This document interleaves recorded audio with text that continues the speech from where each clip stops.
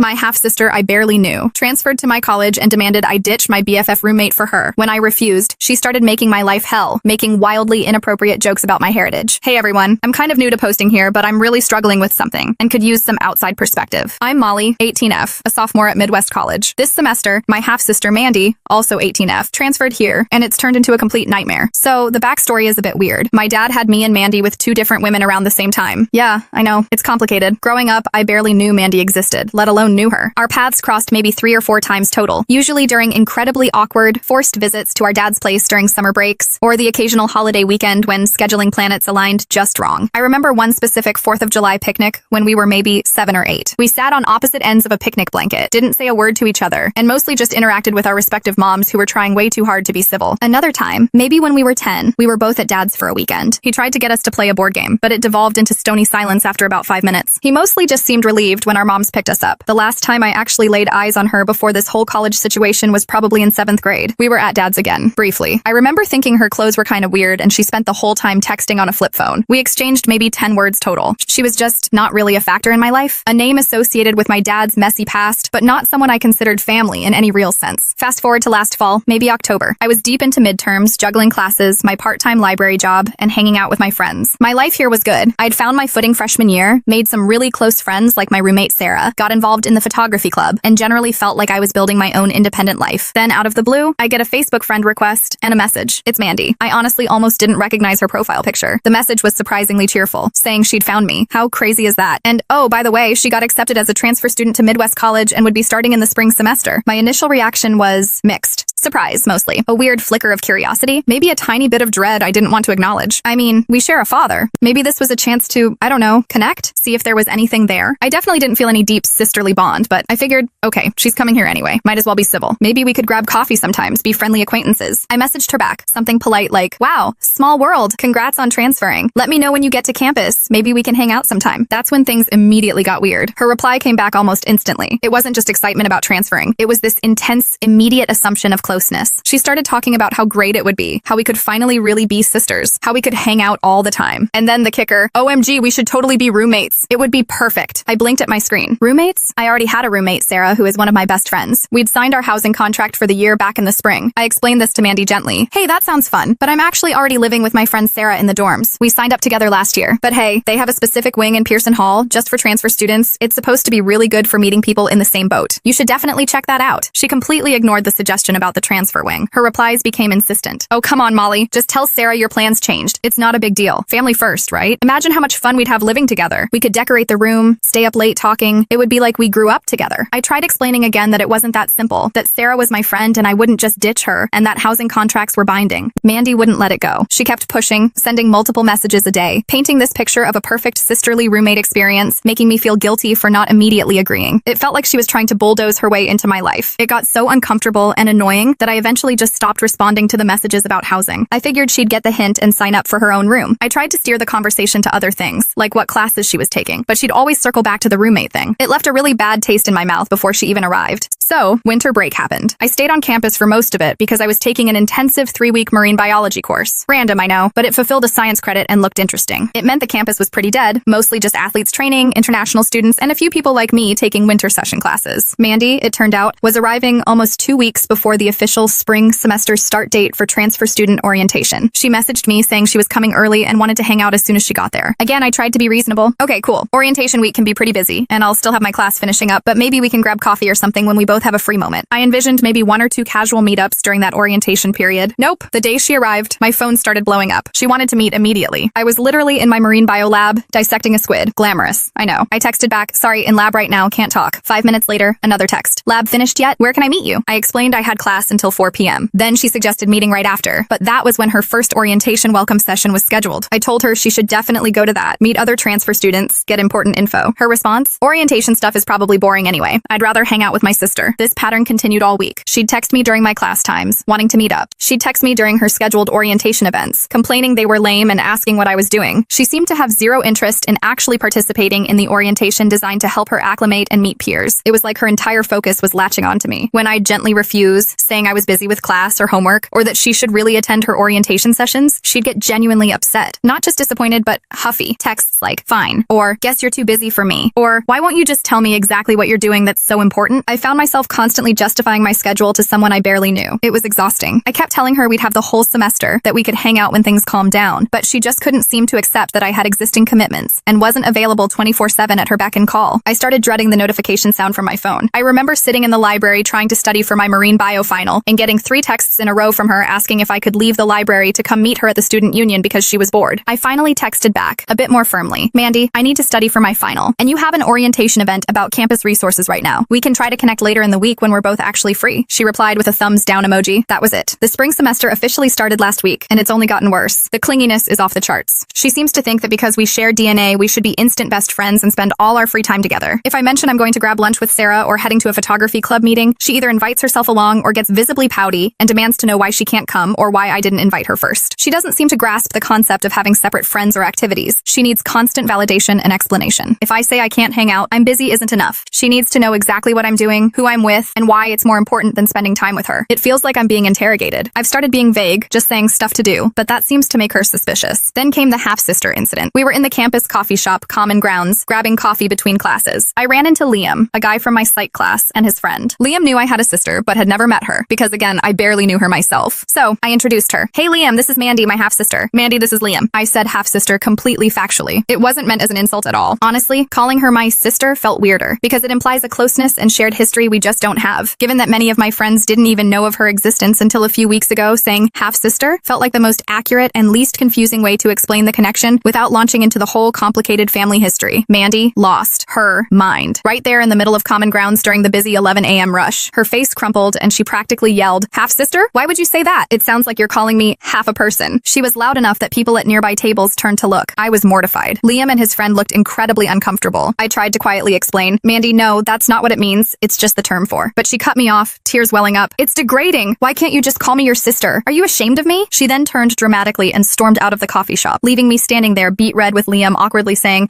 okay, well, see you in class, Molly. It was beyond embarrassing. I wanted the floor to swallow me whole. Later, she texted me a long rambling message about how hurt she was, how I was intentionally trying to distance myself from her, how family should stick together, and how insensitive I was. I didn't even know how to respond to that level of dramatic misinterpretation. Honestly, maybe I could handle the clinginess and the drama if she were actually nice or fun to be around, but she's not. She has this weirdly judgmental, almost snobby attitude sometimes. She makes these pronouncements about things with absolute certainty, often looking down on others. For example, the other night, Sarah, my friend Emily, and I were hanging out in our dorm room watching a movie. Mandy texted asking what I was doing, and I made the mistake of telling her we were just chilling. 5 minutes later, she knocked on the door. I felt obligated to let her in. Emily was talking about her boyfriend, Mark. They've been together since junior year of high school, and they're doing the long distance thing now that she's here and he's at a college back home. They seem really happy, working hard to make it work. Mandy, who had met Emily maybe twice at this point, proceeds to launch into this unsolicited 10-minute lecture. She told Emily, very matter-of-factly, that high school relationships never last, that long distance is doomed, that she was probably wasting her time, and that they'd inevitably break up within the year. So Emily should really start preparing herself for it and maybe explore her options here at college. She said it all with this air of superior wisdom. The room went completely silent. Emily looked like she'd been slapped. Sarah and I exchanged horrified glances. Who says that to someone, especially someone you barely know? It was incredibly rude and presumptuous. I tried to salvage the situation, jumping in with something like, well, every relationship is different. Em knows what she's doing, but the damage was done. The vibe was totally killed. Emily made an excuse to leave shortly after, clearly upset. After she left, I told Mandy, hey, that was really out of line. You can't just say things like that to people about their relationships. Mandy just shrugged and said, what? I was just being honest. It's better she hears the truth now. She genuinely didn't seem to understand why it was inappropriate. It makes things so awkward because she goes around campus telling people, oh, Molly's my sister. People hear sister and naturally assume we grew up together, that we're close, that we have this shared history. Then they see her behavior or hear about things like the coffee shop incident or the lecture she gave Emily, and it reflects badly on me. People look at me strangely, probably wondering why my sister is acting like this or why I haven't mentioned her before. It's hard to explain the nuance. Yes, technically we share a father, but no, we are not close. I barely know her. Please don't judge me by her actions. Without sounding like a jerk myself, I do feel a sliver of sympathy for her. I get that she probably transferred here hoping for an instant family connection, maybe feeling lonely or insecure. Maybe she envisions this perfect sisterly bond like you see in movies, but she's going about it in the worst possible way. She's pushy, she's demanding, she ignores boundaries, she's socially clueless and sometimes outright rude, and she refuses to accept that relationships, even between half-siblings who didn't grow up together, need time and effort to build. You can't just force intimacy. She seems to think that because we're technically related, she's entitled to my time, my friendship, my social circle, and this this immediate, deep connection, regardless of my own feelings or her behavior. She completely ignores the fact that I didn't choose this situation. I had acquaintances from high school who came here too, but I didn't latch onto them expecting them to be my entire social life from day one. I understood I had to put in the effort to make friends and build my own life. She seems unwilling or unable to do that, expecting me to just hand over the life I've already built. I don't go out of my way to find her anymore.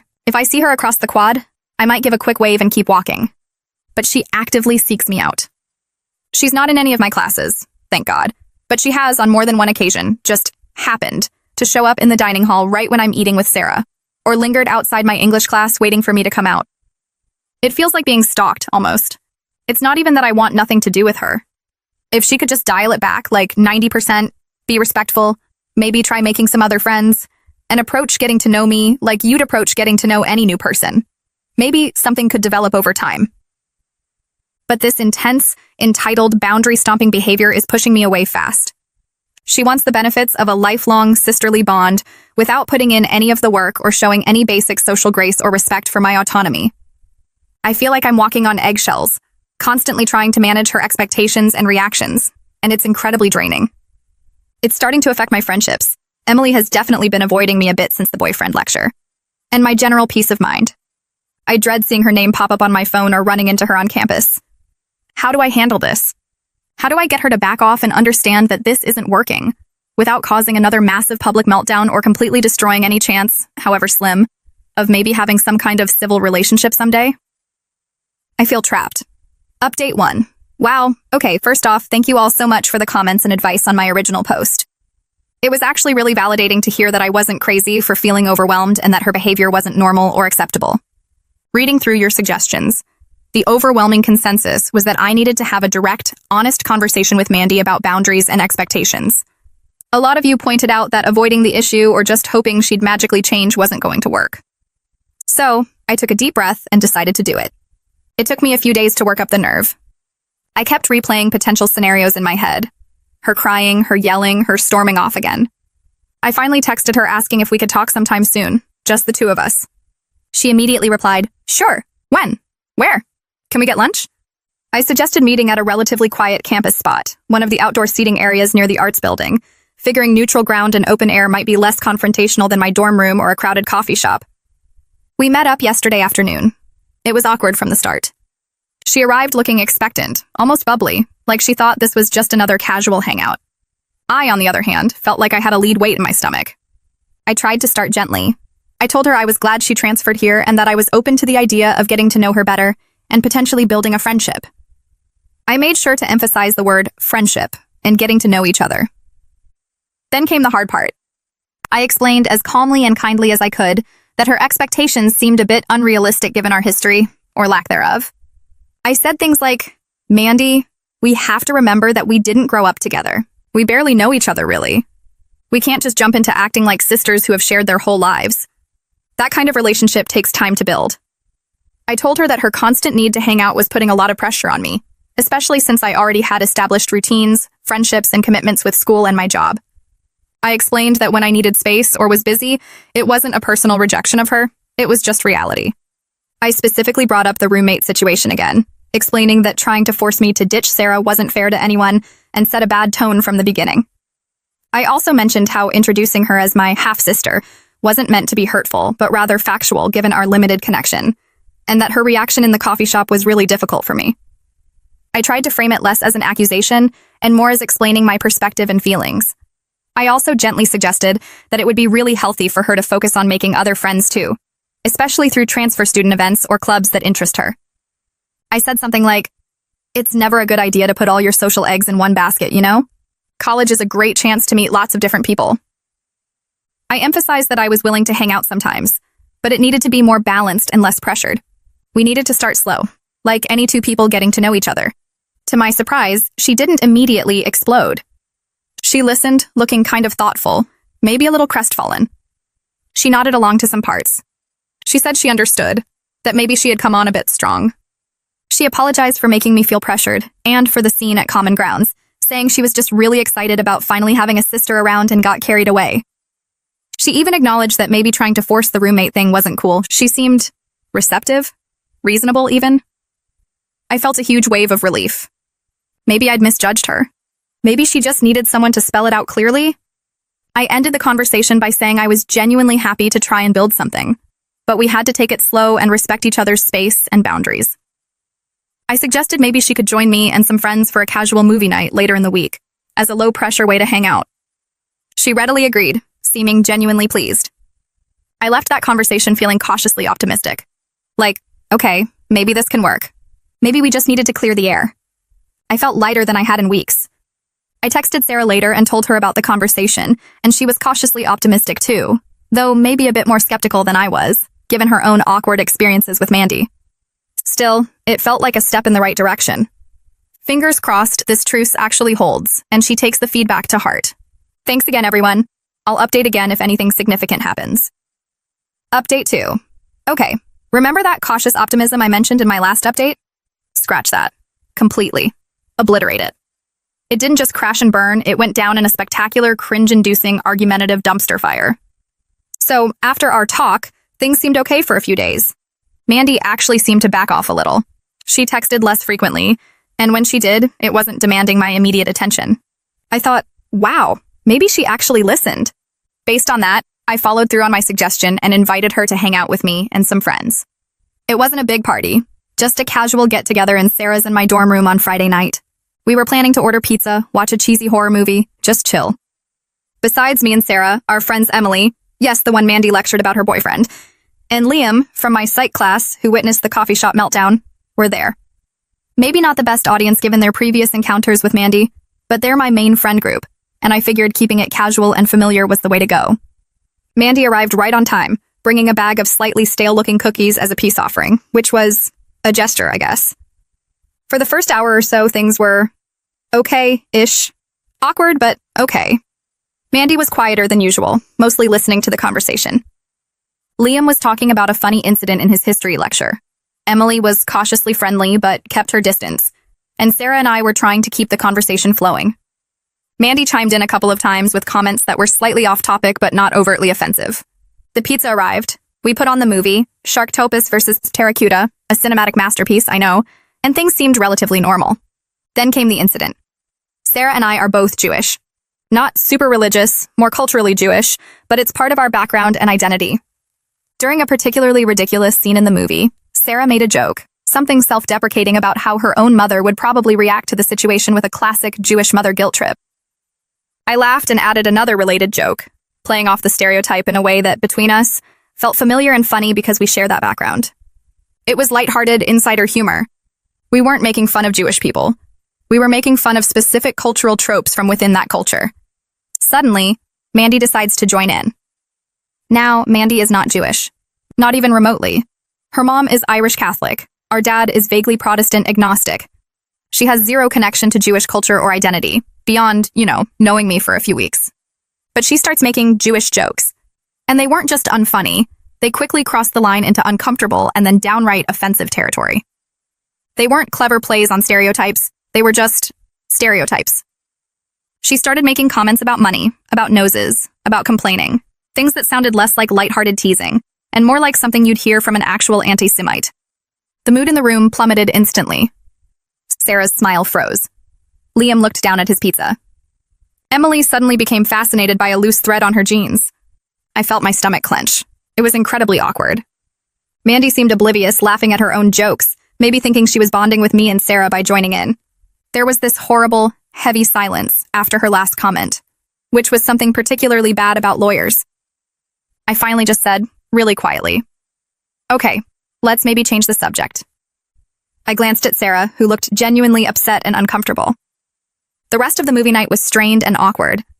Mandy seemed confused about why the mood had shifted, but thankfully she didn't try any more jokes. She left not long after the movie ended, probably sensing the weird vibe even if she didn't understand it. As soon as the door closed behind her, Sarah turned to me. "Molly, what the hell was that?" Emily and Liam both looked relieved she was gone, but also disturbed. Emily said, "Yeah, that was really uncomfortable." I felt awful, embarrassed that I'd subjected my friends to that, angry at Mandy for her cluelessness and insensitivity, and frustrated that my attempt to extend an olive branch had blown up so spectacularly. Sarah, to her credit, wasn't mad at me, but she was clearly offended by Mandy's comments.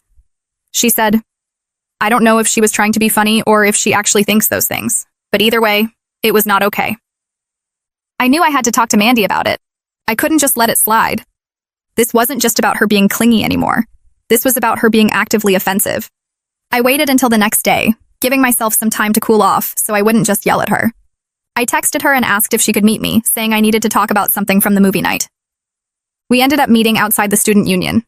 I started by saying, "Hey Mandy, I need to talk about the jokes you were making last night. The ones about Jewish people." She immediately got defensive. "What about them? We were all joking around." I tried to explain. "Okay, look. Sarah and I were making jokes based on our own shared background. It's different when someone from outside the group makes jokes like that, especially when they rely on negative stereotypes. Honestly, some of the things you said were really offensive, and they made both me and Sarah uncomfortable." I tried to keep my tone calm and explanatory, not accusatory. Her defensiveness ramped up. "Offensive? Why would you think I was serious? You know me. You know I wouldn't actually believe those things. I was just trying to join in the fun." And that's where it really broke down. I told her, "Mandy, that's the problem. I don't really know you. We've known each other for a few weeks as adults, and barely at all before that. I have no idea what you secretly think about Jewish people or any other group. That's why it's risky and usually inappropriate to make those kinds of jokes about a group you're not part of. People don't know if you're kidding or if you're actually prejudiced." She wasn't hearing it. She crossed her arms. "So what? I'm just not allowed to make jokes? Sarah can make them, but I can't? That's not fair." "It's not about allowed, Mandy," I said, my frustration rising. "It's about context and impact. And the impact last night was that you offended people because you don't understand the nuances. You have to be more careful." Then she dropped this gem. "Well, I should be allowed to make those jokes. I'm basically Jewish anyway because I'm your sister." I stared at her. I actually could not believe she said that. "No, Mandy," I said, my voice getting firmer. "You are absolutely not Jewish. Being my half-sister doesn't magically make you Jewish or give you a free pass to say offensive things. That's not how it works. What you said wasn't funny. It was rude and ignorant." She completely lost it then. Her face flushed red and her voice got loud, attracting attention from people nearby. Again. "See, this is exactly what I'm talking about. You're always trying to shut me out. First, you don't want to be roommates. Then you call me half-sister like I'm nothing. Now I'm not even allowed to joke around with you and your friends because I'm not Jewish enough for you. You're just looking for ways to exclude me." "I am not shutting you out of anything," I retorted, finally losing my patience. "You are literally not Jewish. That is a fact. It has nothing to do with me excluding you. This isn't even really about the jokes anymore, although they were bad. This is about you thinking that our shared father entitles you to some special status, like you can just bypass common decency and claim parts of my identity or my friendships because we're related. You didn't listen to me last week when I said we needed to build things slowly, and you didn't listen to me just now when I told you your words were offensive. You just steamroll ahead, expecting everything to revolve around you and your desire for instant sisterhood."